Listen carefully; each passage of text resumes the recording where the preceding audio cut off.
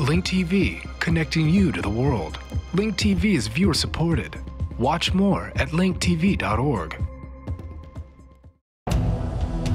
The old superpower's nuclear treaty expires.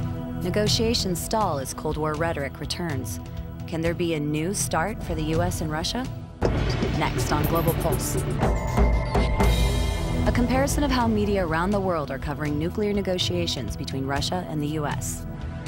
The Strategic Arms Reduction Treaty, known as START 1, was first signed in 1991 and led to the largest bilateral reduction of nuclear weapons in history. But when it expired this past December, the media's reports declared that real progress had been made and a new agreement was imminent. Moscow says Russia and the United States will shortly sign a new nuclear arms deal. The old agreement was rooted in the Cold War, but now we have reached a completely different level of trust and a mutual understanding. Both sides have agreed the current treaty will remain in force while talks continue. This legally binding treaty will be completed this year. Russia's RT reveled in a diplomatic win against the US. As details on a new US-Russia nuke pact are leaked to the press, experts in Moscow find more and more reasons to celebrate, with Russia winning a number of concessions. The 1991 treaty required Moscow to share data on its test launches with the United States. The new agreement will reportedly do away with that. The new pact provides for no limits on Topol and other Russian mobile launchers. Yet no progress has been made on stockpiled warheads that Russia argued should be covered by the new treaty. CBS News also saw the nuclear stockpiles, among other points, as a US advantage. Russia wants to count undeployed warheads because the American ones, unlike Russian warheads, can be quickly put into active service. Russians depend more heavily than the U.S. on nuclear forces for their national security and are less eager to conclude any agreement which disregards the U.S.'s advantages in conventional weapons. Once the treaty expired, politics became the devil in the details.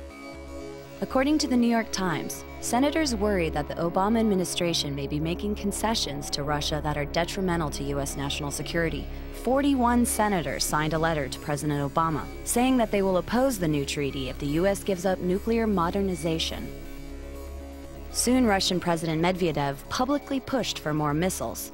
But as Al Jazeera reported, there may be a hidden agenda behind his comments relating to his prospects for re-election. For the first time and live on 3 state channels, Dmitry Medvedev was grilled by the network's managers. One of the key messages, the further development of a new generation of nuclear missiles. Of course, we will develop new systems, including delivery systems, that is, missiles. It's quite normal. The whole world is doing this. But this is more than just about foreign policy. The president is bound to be thinking about his own future.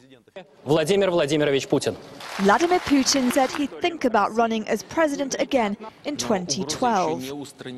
Dmitry Medvedev hasn't ruled himself out either. But it's Mr. Putin who's as popular as ever. Is it a rivalry? Russia's English-language newspaper, the Moscow Times, asserts that Putin is attempting to undermine his former protege Medvedev.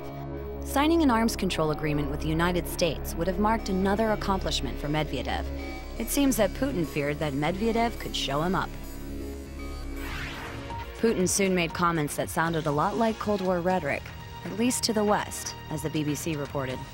Just when everyone thought a new nuclear weapons treaty was all but in the bag, suddenly Russia's Prime Minister Vladimir Putin has thrown this rather large spanner in the works.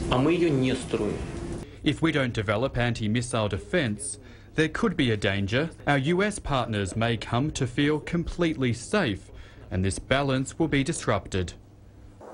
In other words, Mr. Putin is saying that if America goes ahead with a new missile defense shield, Russia may be forced to build new nuclear weapons. In theory, Mr. Putin is these days only Russia's Prime Minister, but the reality is he is still the most powerful politician in Russia. And what he says will have an impact on the nuclear negotiations. Nonetheless, there will probably be a new START treaty, but it's not clear if it'll even be ratified by Congress. And if it is, will START 2 make us safer, or are we entering into another arms race? Tell us what you think. Go to our website at linktv.org/globalpulse and leave us a comment. For Global Pulse, I'm Erin Coker.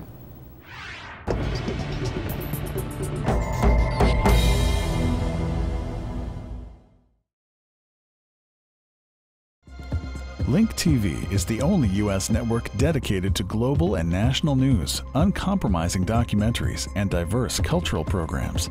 Programs which connect you to the world. To learn more, visit linktv.org.